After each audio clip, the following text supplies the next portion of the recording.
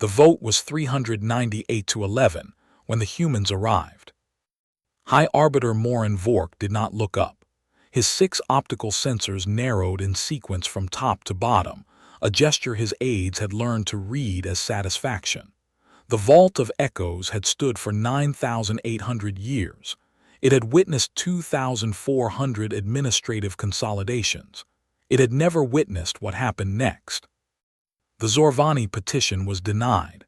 Their territory would be consolidated. Their historical claims, including the so-called human debt, were voided as procedural fictions. Vork's voice carried the dry crack of old parchment. Resource redistribution, he called it, administrative consolidation. The 4,100 representatives in their curved seats understood the translation. The Zorvani were small. Their copper-skinned ambassador sat in the highest row, 2 fingers missing from his left hand, gray where his skin had once burned bright. They were Category 3. The Gorven were Category 1. The math was 9,800 years old, and it had never been wrong. Until the door opened. Admiral Vera Briggs walked in alone. She was 58 years old, gray at her temples, a scar across her right palm that she did not hide. In her left hand she carried a dented steel flask. She did not look at Vork. She looked at the highest row, 380 meters above, where Ambassador Gavrin Moore sat with his 2 missing fingers and his pocket that held something no one had seen in 176 years. Briggs set down her flask. The steel rang against gray granite like a gavel. "The long memory," she said, "is active." The chamber did not understand. Vork's sensors widened, then narrowed again. "You threatened the accord," he said, with a bookkeeping error. Briggs smiled. It lived only on her mouth. She picked up her flask. She did not drink. She set it down again. "The count," she said, "was never wrong." The transmission went out on every channel. 71 star systems. 5,200 species. The same 5 words, spoken in 840 languages by human voices that had been waiting 176 years to speak.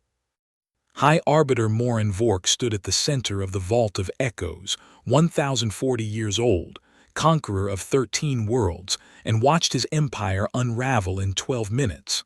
Not from battle, not from fire. From the quiet certainty that the universe had been keeping score, while he was not paying attention.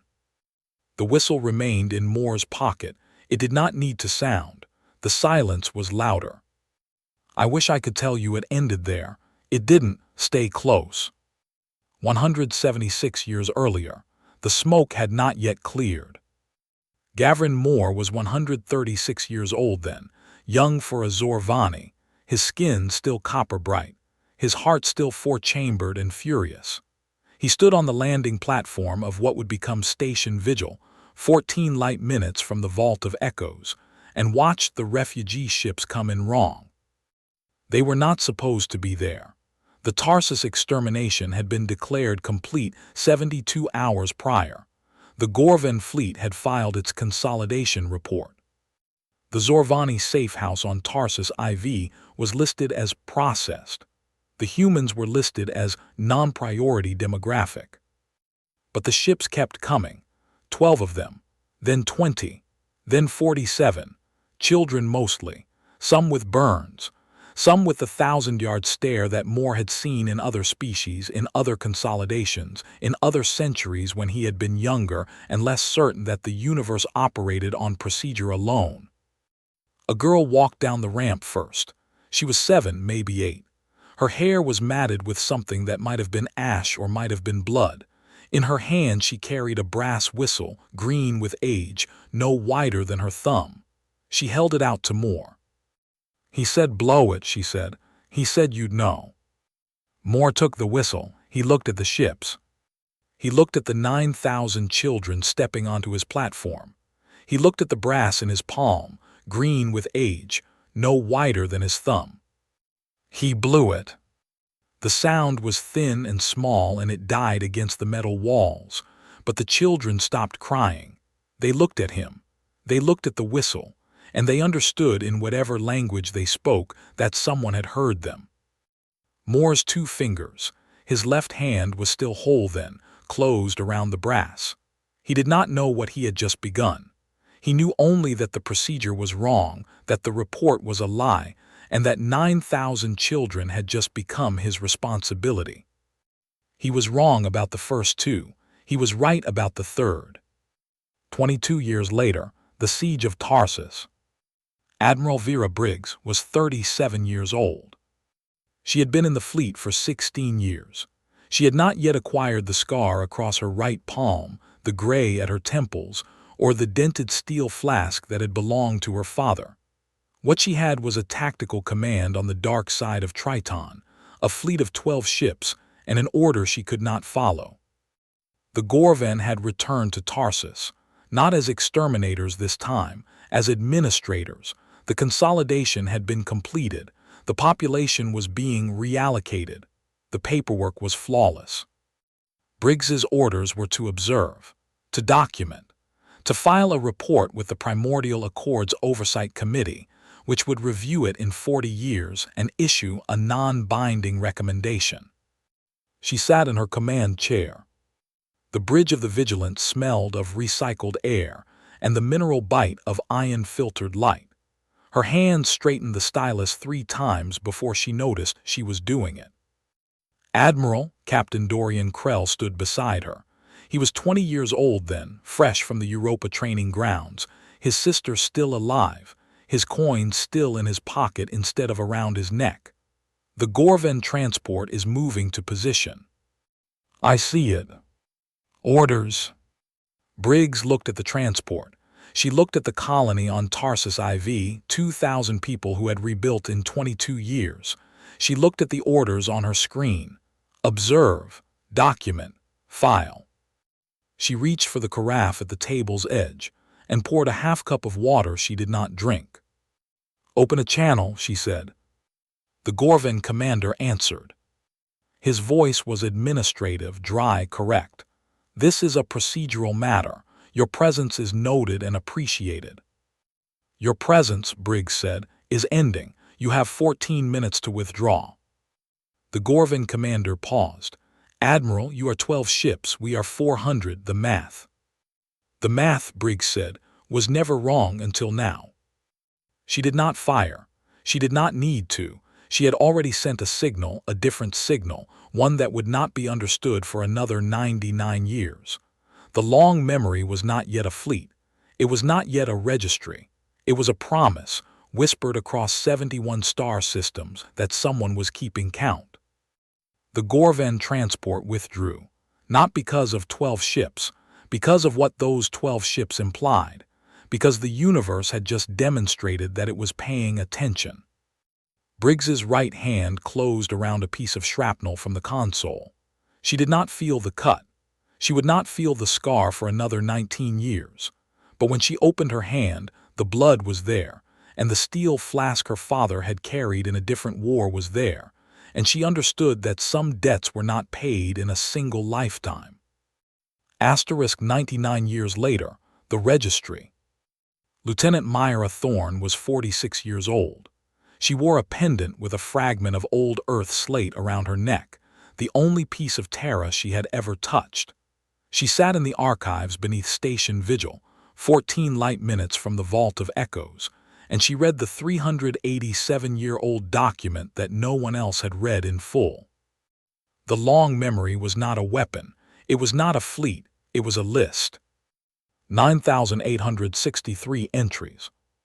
Every species that had sheltered a refugee, every species that had sent a crate of medicine, every species that had spoken one word against the Tarsus extermination, every species that had looked away. Thorne's fingers traced the names. The Zorvani, the Keth, the Nimeri, the Alith, the Vareth, the Sorn, the Krell, 7 species, small species, species the Accord had categorized as forgettable. And opposite each name, a date, a location, a quantity, a debt. Not money, not territory, something older, something that could not be voided by a vote of 398 to 11. Thorne looked up. The archive was silent. The ion-filtered light hummed. She thought about the 9,000 children who had walked down a ramp 176 years ago. She thought about the girl with the whistle. She thought about the scar on Admiral Briggs's palm, which she had seen once briefly, when the Admiral had set down her flask to reach for a document. The Count, Thorne whispered to the empty archive, was never wrong. She was not speaking to herself. She was speaking to the 1.8 million crew who would receive her signal in 11 days. She was speaking to the 53 capital ships hidden in the shadow of Triton. She was speaking to the 3,800 human engineers and logisticians and technicians who had spent 176 years becoming invisible inside the Gorvan fleet. She was speaking to the future, and the future she knew was listening. 11 days before the vote, station vigil. Petty Officer Finn Harker was 29 years old. He carried 16 items in his jacket, each one a small anchor against the vastness of space. A pressed leaf from his grandfather's garden, a worn button from his first uniform, a string of copper beads his mother had given him before she died. He counted them twice, always twice, before any broadcast. "Coordinates confirmed," he said. His voice was steady, his hands were not. "The Vigilant is in position, the Iron Hound, the Watcher, the Stillwater, the Sentinel, all 53 capital ships, Admiral, 14,000 support vessels, 1.8 million crew." Admiral Vera Briggs stood at the viewport. The shadow of Triton fell across her face. In her hand she held the dented steel flask. She did not drink from it. She never drank from it during operations. The flask was a reminder, not a refreshment. "And the network?" she asked. "Active," Harker said. 3,800 personnel across the Accord fleet. They don't know the signal yet, but they're ready. Briggs nodded. She looked at the scar on her right palm. She looked at the flask. She looked at the shadow of Triton, where 53 capital ships waited in silence. "Some weapons," she said, "are louder in their holsters." Harker did not understand. He did not need to. He counted his 16 items again. The pressed leaf was still there, the copper beads, the worn button. He was ready. 3 hours before the vote, the Vault of Echoes. Ambassador Gavin Moore sat in the highest row. His copper skin had gone gray. His 2 missing fingers twitched toward his pocket, where the brass whistle sat green with age, no wider than his thumb. He had not blown it in 176 years. He had wondered sometimes if the children remembered, if Tara remembered, if the universe kept count the way he did. Aide Merrick stood beside him, young Gorvan, 6 sensors always moving, believer in the procedure. "The vote will be 398 to 11, Merrick said. "The Zorvani debt is voided. The human claims are fictions. The consolidation proceeds." Moore did not answer. He watched the representatives file in. He watched the gray granite. He watched the 380-meter ceiling lost in violet haze. He thought about the 9,000 children. He thought about the whistle. He thought about the girl who had given it to him, who would be dead now, who had become a number in a registry that no one read. "The procedure is flawless," Merrick said. Moore's 2 missing fingers stopped twitching. They rested against his pocket, against the brass, against the 176 years of silence. "Yes," Moore said, "it is." He did not say what he meant. He did not need to. In 3 hours, Admiral Vera Briggs would walk through the door. In 3 hours and 12 minutes, the procedure would demonstrate its flawlessness in a way that 9,800 years of the Vault of Echoes had never witnessed. The whistle did not make a sound. The silence was louder. Sister Keeper Nurse stood in the shadows of the highest row. She was 167 years old. She was Keth. She was the sole survivor of the Tarsus extermination, and she had not spoken in 47 years. She watched Moore's pocket. She watched his fingers. She understood what the whistle meant, because she had been one of the 9,000 children, and she had heard it blow, and she had spent 176 years learning that some sounds echo longer than others. She looked at the chamber. She looked at the 4,100 representatives. She looked at the gray granite and the violet haze and the 9,800 years of procedure that had never been wrong. She would speak today, for the first time in 47 years. She would speak 5 words in a voice that had forgotten how to make sound, and those 5 words would be, "The Count was never wrong." But not yet, not yet. The Admiral had not arrived. The flask had not been set down. The 12 minutes had not begun. Nur waited. She had been waiting 176 years. She could wait 3 hours more. The silence was louder. The door opened. Admiral Vera Briggs walked through it. She was 58 years old, gray at her temples, the scar across her right palm catching the violet light. In her left hand she carried the dented steel flask. She did not look at the 4,100 representatives. She did not look at the Gorvan delegation with their obsidian plates and their 6 censors and their administrative certainty. She looked at the highest row, 380 meters above, where Ambassador Gavrin Moore sat with his 2 missing fingers and his pocket that held the whistle. She walked to the platform. Her boots made no sound on the gray granite. The chamber had been built for acoustics. Every word carried, every whisper reached the highest seat, but her boots made no sound.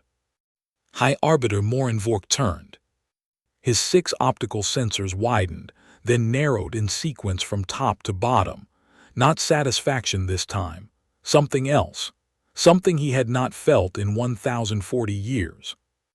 "Admiral Briggs," he said, "Terra is not on the agenda." Briggs set down her flask.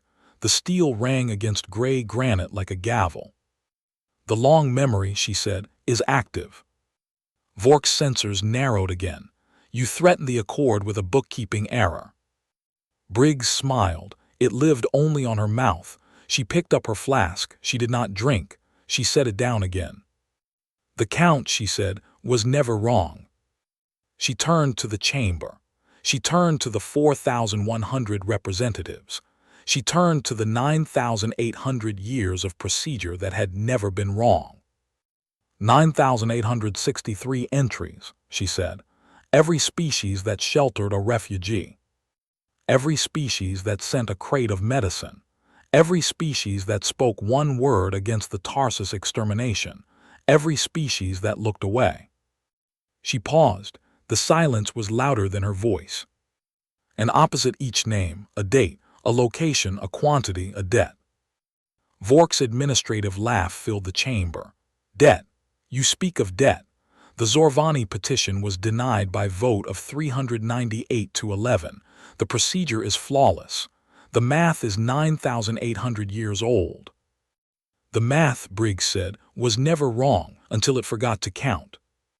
She reached into her jacket. She withdrew a single sheet of paper, not a tablet, not a screen, paper. The kind that could not be remotely deleted, access restricted, or made to disappear. She had printed it the way she always had, the way her father had taught her, the way the long memory demanded. Entry 1, she read. Zorvani, 9,000 refugees, 176 years, interest, survival. She looked at Moore. He did not move. His 2 missing fingers rested against his pocket. Entry 2, she read. Keth, 1 witness, 176 years, interest, voice. She looked at Nur. The Keth stood in the shadows. She had not spoken in 47 years. She would speak today. Entry 3, Briggs read. Nimeri, 400 pilots, 143 years, interest, wings. A representative in the mid-tier stirred, feathered, avian. The Nimeri had been Category 6 for 90 years. They had been forgettable. They had been small. Entry 4, Briggs read. Olith, 12 shipyards, 98 years, interest, stone. Another stir. The Olith did not speak in words. They spoke in vibration. But their bioluminescent worry lights flickered across the chamber, and the Varith beside them caught the signal and translated it into a gesture. A hand raised, palm open. the universal sign of debt acknowledged. Entry 5, Briggs read. Vareth, 2000 mediators, 87 years, interest, bridge. The Vareth representative stood. She was old, her bioluminescence dimmed to a pulse that matched the chamber's ion-filtered hum. She did not speak. She simply raised her hand, palm open, and the gesture spread like a wave through the mid-tier seats. Entry 6, Briggs read. Sorn, 800 trackers, 62 years, interest, pack. The Sorn did not stand. They howled. 3 voices, then 7, then 12. A harmonic that the chamber's acoustics caught and amplified until the gray granite vibrated with it. Entry 7, Briggs read. Krell, 6,000 calculations, 41 years, interest, mind. The Krell representative did not move, but the chamber's systems flickered, the lights dimmed, the air recyclers hiccuped, and then in perfect unison every screen in the vault displayed the same message, debt acknowledged. The Krell had paid in the only currency they valued, certainty. Vork's sensors were wide now, all 6 of them. This is theater, he said.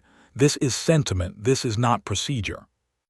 Briggs folded the paper. She placed it in her jacket. She picked up her flask and set it down again. These are the first 7 entries, she said. There are 9,856 more, and then there is the other list. She paused, the silence grew teeth. The list of species that consolidated, that administrated, that called extermination resource redistribution, that called genocide non-priority demographic, that called 9,000 children processed. She looked at Vork. Your name is on that list, Arbiter, all 13 of your worlds, all 1,040 of your years. The long memory does not forget. The long memory does not forgive. The long memory calculates. Vork's laugh was smaller now. Calculates what? You are 53 ships. We are 8,000. The math. The math, Briggs said, was never wrong. She touched her earpiece. Captain Krell. The signal.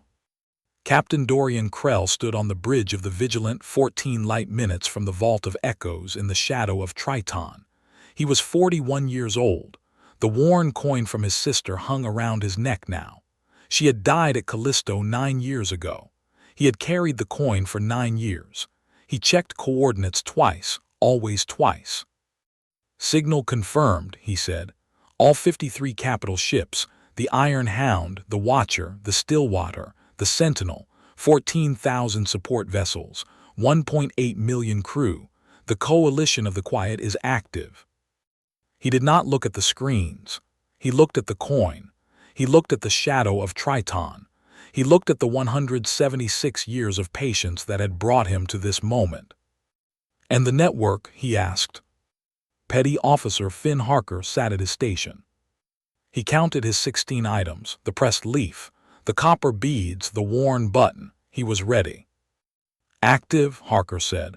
3,800 personnel across the Accord fleet. They just received the second signal. Krell nodded. He checked the coordinates twice. The count, he said, was never wrong. In the Vault of Echoes, the screens flickered. Not the chamber's screens, the representative's personal devices, the aides' tablets, the security monitors. Every screen in the vault and in the 71 star systems beyond displayed the same message. Long memory signal 2. Debt called, stand by. Vork's aide Merrick ran to him, 6 sensors blinking in panic.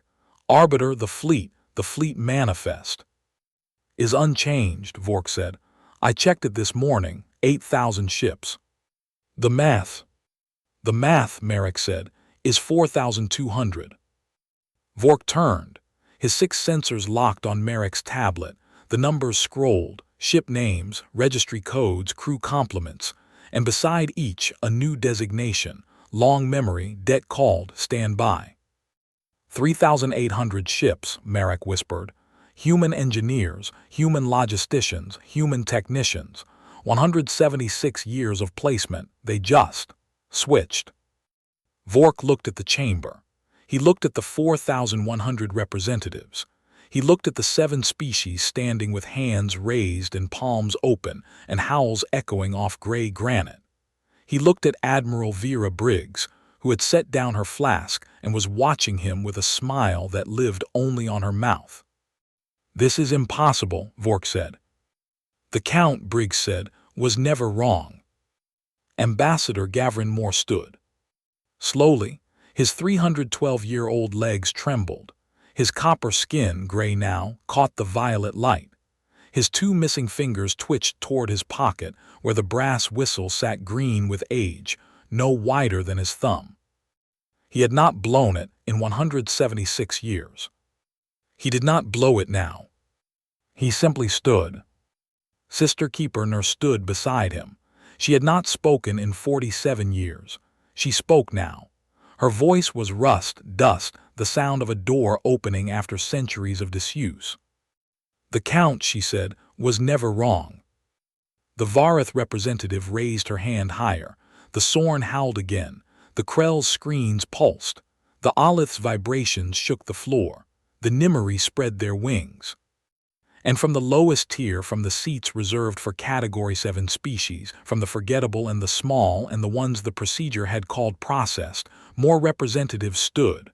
1, then 3, then 7, then 12. They did not speak. They did not need to. They raised their hands, palm open, the universal sign. Vork watched them. His 1,040 years had taught him that power was administrative, that conquest was procedural, that the universe operated on votes and consolidation and the flawless math of 9,800 years.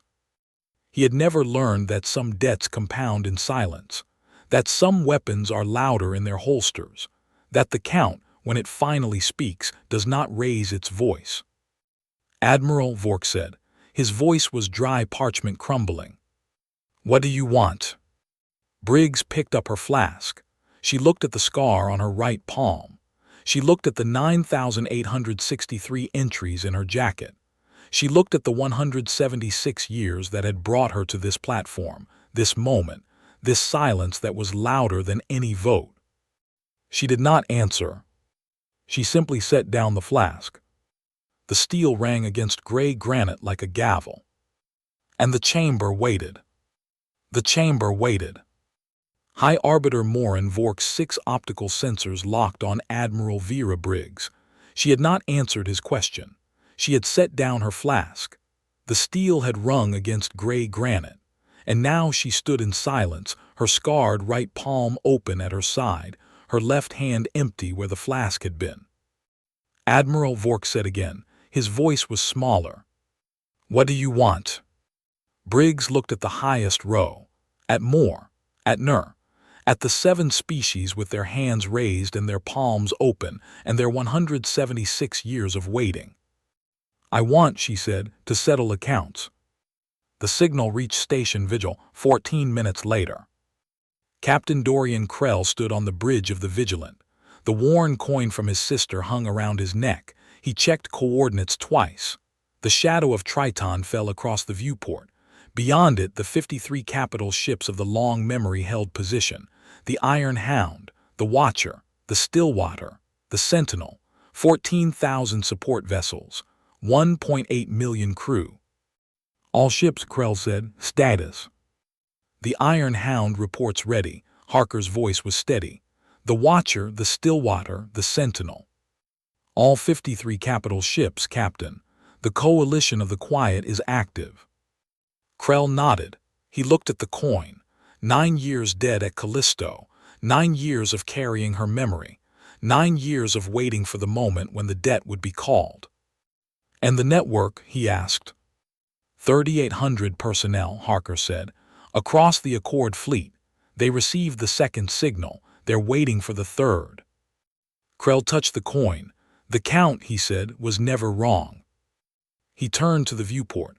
The shadow of Triton was dark. Beyond it, the stars were bright.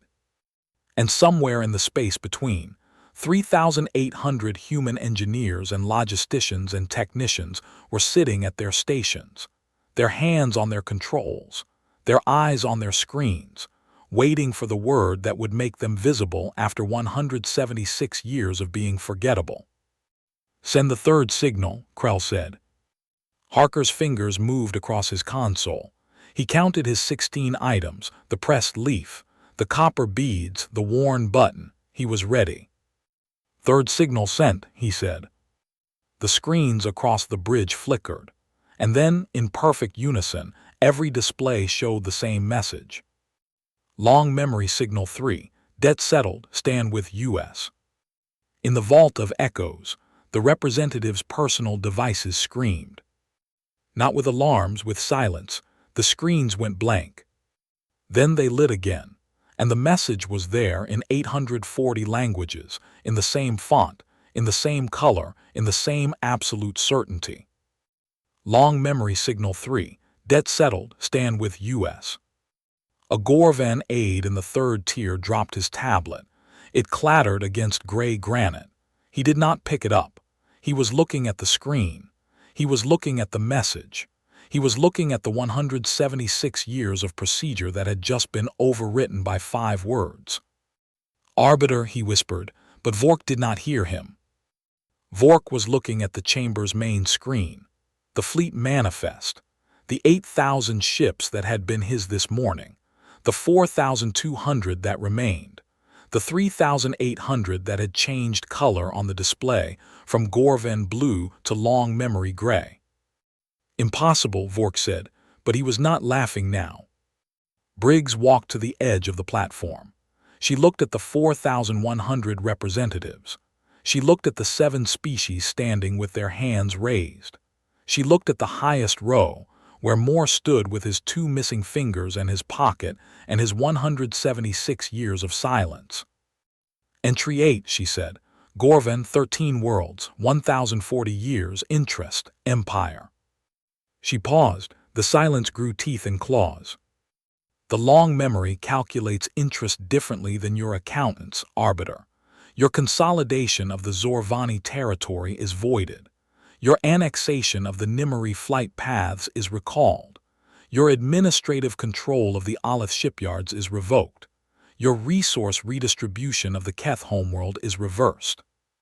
She turned to Vork. "Your empire," she said, "is not being conquered, it is being settled." The first ship changed registry at 14:23, station vigil time. It was not a capital ship. It was a supply vessel, Gorvan registry, crew of 400 carrying refined metals to the outer colonies. The captain was human. She had been born on Europa, trained at the Callisto Academy, assigned to the Gorvan fleet 12 years ago. She had been invisible for 12 years. She had been forgettable for 12 years. She had been waiting for 12 years. The message reached her console, long memory signal 3, debt settled, stand with U.S. She looked at her first officer. He was Gorvan.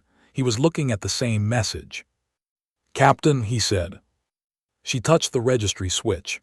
"My name is Captain Yuki Tanaka," she said. "I was born on Europa. My grandmother died in the Tarsus extermination. My debt is settled today." She flipped the switch. The ship's registry changed from Gorvan blue to long memory gray. The supply vessel became a coalition vessel. The 400 crew became 400 allies. The first officer did not protest. He simply nodded. "Debt settled," he said. By 14:35, the number was 847. By 14:47, it was 1,203. By 14:59, it was 2,156. The Gorvan fleet was not being destroyed. It was being unmade. Ship by ship, registry by registry. Human engineer by human logistician by human technician who had spent 176 years becoming invisible, becoming forgettable, becoming the quiet certainty that the universe was keeping score. Vork stood on the platform. His 6 sensors were wide, all of them, a gesture his aides had never seen. He was looking at the main screen. He was looking at the numbers. He was looking at the 1,203 ships that had been his at 14:35 and were not his at 14:47. "This is not war," he said. His voice was dry parchment turning to dust. "No," Briggs said, "it is accounting." The 12th minute began. Briggs picked up her flask. She held it in her left hand. She did not drink. She looked at the scar on her right palm. She looked at the 9,863 entries in her jacket. She looked at the 176 years that had brought her to this platform, this moment, this silence that was louder than any vote. "Arbiter," she said, "your fleet numbers 4,200. The long memory fleet numbers 53 capital ships, 14,000 support vessels, and 1.8 million crew. The coalition of the quiet numbers 7 species. The network numbers 3,800 personnel who have just remembered who they are." She paused. The chamber held its breath. "Your math," she said, "was never wrong until it forgot to count the ones who were counting back." Vork's sensors narrowed, not in sequence, all at once, a gesture that meant something his aides had no word for. "The vote," he said. "The vote was 398 to 11, the procedure." "The procedure," Briggs said, "is 9,800 years old. It has never been wrong until today." She set down the flask. The steel rang against gray granite like a gavel. "Today," she said, "the procedure is settled." Ambassador Gavrin Moore walked down from the highest row. His 312-year-old legs trembled. His copper skin, gray now, caught the violet light. His 2 missing fingers twitched toward his pocket, where the brass whistle sat green with age, no wider than his thumb.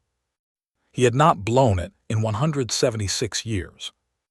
He walked past the Gorvan delegation, past the aides with their 6 sensors blinking in panic, past the representatives who had voted 398 to 11 and were now watching their administrative certainty dissolve into the gray granite. He walked to the platform. He stood beside Admiral Vera Briggs. He did not speak. He simply reached into his pocket. He withdrew the whistle. He held it up to the violet light. The chamber watched. The whistle was small. It was green with age. It was no wider than his thumb. It had called 9,000 children out of smoke 176 years ago. It had not made a sound since. Moore looked at the whistle. He looked at Briggs. He looked at the 4,100 representatives who had never seen a Zorvani ambassador stand beside a human admiral in the center of the vault of echoes. He did not blow it. He simply placed it on the platform, beside the flask, the steel and the brass, the dented and the green, the 176 years of silence and the 176 years of counting. The weapon, Moore said, never needed to fire. He stepped back. He stood beside Briggs. He raised his hand, palm open, the universal sign. Nur stood beside him. The Varith representative stood beside her. The Sorn howled. The Krell's screens pulsed. The Aleth's vibrations shook the floor.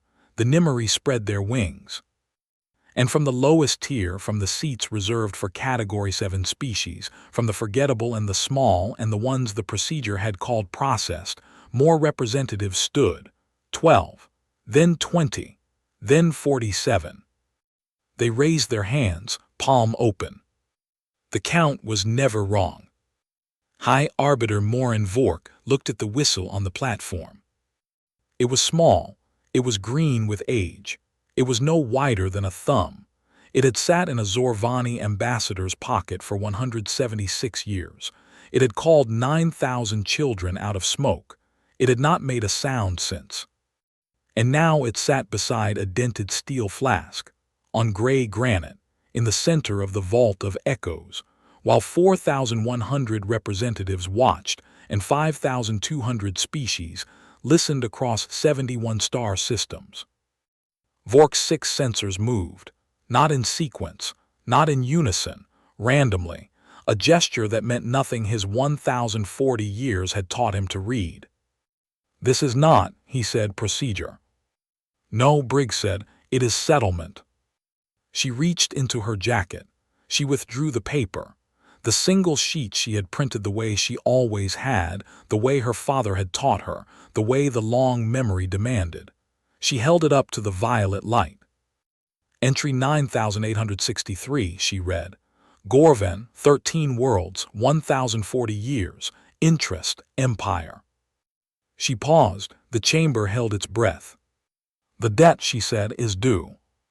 The final registry change happened at 14:35. It was not a ship, it was a station. Kethran Prime, the Gorven administrative hub, the center of their consolidation network, the heart of their 13 worlds. The station commander was human. She had been born on the dark side of Triton, trained at the Europa Academy, assigned to the Gorven infrastructure 19 years ago. She had been invisible for 19 years. She had been forgettable for 19 years. She had been waiting for 19 years. The message reached her console, long memory signal 3, debt settled, stand with U.S. She looked at her Gorven second in command. He was looking at the same message. Commander, he said. She touched the master control. My name is Commander Priya Sharma, she said. I was born on Triton. My grandfather carried a steel flask in a different war. My debt is settled today. She flipped the switch. Kethran Prime changed registry. The administrative hub became a coalition hub. The 13 worlds became 13 separate worlds. The empire became a memory. The second in command did not protest. He simply nodded. Debt settled, he said. In the vault of echoes, the main screen flickered. The Gorven fleet number changed. Not gradually, not ship by ship, all at once. The 4,200 became 0. The 0 became 400. The 400 became the ships that had no human crew, no human engineers, no human logisticians. The ships that had been pure Gorvan, pure administration, pure procedure. They were 400 ships. They were 13 worlds. They were 1,040 years of conquest. And they were alone. Vork looked at the screen. He looked at the 0. He looked at the 400. He looked at the 176 years he had not known were being counted. This is not possible, he said. But he was not speaking to the chamber. He was speaking to himself. He was speaking to the 1,040 years that had taught him power was administrative.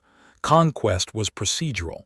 The universe operated on votes and consolidation, and the flawless math of 9,800 years. Briggs walked to him. She stood close enough that he could smell the black coffee on her breath. She stood close enough that he could see the scar on her right palm. She stood close enough that he could hear her whisper, though the chamber's acoustics carried it to the highest row. Your empire, she said, forgot to count. The long memory did not. She stepped back. She looked at the 4,100 representatives. She looked at the 7 species with their hands raised. She looked at the whistle and the flask on the platform. The settlement, she said, is complete. 9,863 accounts, 12 minutes, 0 shots fired. She paused. The silence was louder than any vote. The long memory, she said, does not conquer, it does not enslave, it does not forget. She turned to the chamber. She turned to the 5,200 species listening across 71 star systems. She turned to the future she had spent 176 years building. But it settles, she said. It settles every debt. It settles every account. It settles every empire that forgot to count. The vote was taken again. Not 398-11, not by the old procedure, by the new one. By the long memory. By the 9,863 entries and the 5,200 species and the 71 star systems that had just learned what it meant to be counted. The Zorvani debt was restored. Their territory was returned. Their historical claims were recognized as procedural fact. The Gorvan consolidation was voided. Their 13 worlds were released. Their 1,040 years of administrative conquest were filed under a new category, settled. The vote was 5,199-1. The one was Gorvan. High Arbiter Morin Vork was recalled to his homeworld 3 days later. Not arrested, not executed, not even demoted, simply recalled, removed from the vault of echoes, removed from the administrative hierarchy, removed from the 9,800-year procedure that had never been wrong. He walked through the doors of the vault for the last time. His 6 sensors were dim, his obsidian plate was dull, his voice was dry parchment turned to dust. He passed Admiral Vera Briggs on the platform. She was setting down her flask. The steel rang against gray granite like a gavel. She did not look up. Admiral Vork said. His voice was smaller than it had ever been. "What happens now?" Briggs picked up the flask. She looked at the scar on her right palm. She looked at the 9,863 entries in her jacket. She looked at the 176 years that had brought her to this platform, this moment, this silence that was louder than any vote. "Now," she said, "the count continues." She did not look at him. She looked at the highest row, where Ambassador Gavrin Moore sat with his 2 missing fingers and his pocket that was empty now, the whistle left on the platform where she had placed it. 3,917 entries, she said. "Remain open. The work continues. The memory continues. The count continues." She paused. The silence grew. "Your empire," she said, "was not destroyed. It was settled. That is the long memory's way. We do not conquer. We do not enslave. We do not forget." She set down the flask. The steel rang against gray granite. "But we settle," she said. "Every debt, every account, every empire that forgot to count." 4 days later, Ambassador Gavrin Moore stood in the empty vault of echoes. The 4,100 seats were empty. The 4,100 representatives had gone home to their 5,200 species across their 71 star systems. The violet haze had cleared. The gray granite was clean. He stood on the platform. He looked at the dented steel flask that Admiral Briggs had left behind.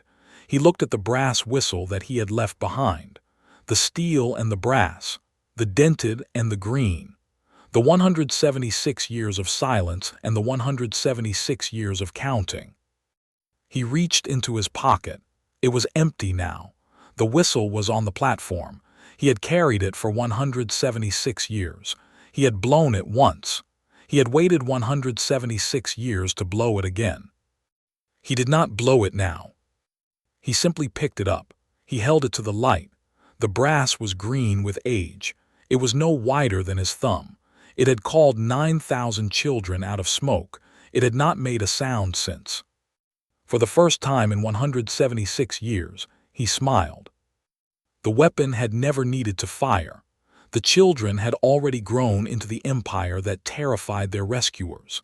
The silence, he understood now, had been the sound of victory. He placed the whistle back on the platform, beside the flask. He stepped back. He raised his hand, palm open. Then he turned. He walked to the door. His 312-year-old legs did not tremble. His copper skin, gray now, caught the light from the entrance.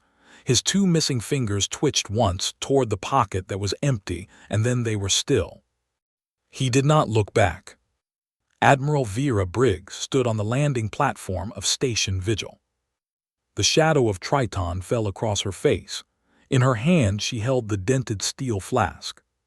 She had retrieved it from the vault before she left. The flask had belonged to her father. It had belonged to his father before him. It had carried black coffee through 3 wars. She unscrewed the cap. She poured the coffee onto the metal deck. It steamed in the cold air. It smelled of earth and memory and the 176 years that had brought her to this platform, this moment, this silence. She set the flask down. She looked at the scar on her right palm. She looked at the 3,917 entries in her jacket. She looked at the future. "Petty Officer Harker," she said. Admiral Harker stood at attention. His 16 items were in his jacket, the pressed leaf, the copper beads, the worn button. He was ready. "The count," Briggs said, "continues." Harker nodded. He counted his items once. The pressed leaf was still there, the copper beads, the worn button. He added a new item, a flake of gray granite from the vault floor. He had picked it up on their last day, while the representatives were filing out, while the silence was still loud. He counted again, 17 items. He would count them twice, always twice, before the next broadcast. Briggs picked up the flask. She screwed the cap back on. She looked at the shadow of Triton. She looked at the 53 capital ships holding position beyond it. She looked at the 1.8 million crew who had just learned what it meant to be counted. She did not speak. She simply walked to the shuttle. The door closed behind her. The engines hummed. The shuttle rose into the shadow of Triton, into the dark, into the silence that was louder than any vote. The flask sat on the deck where she had left it. The coffee stain steamed in the cold air. The shadow of Triton moved across the metal. And the count continued.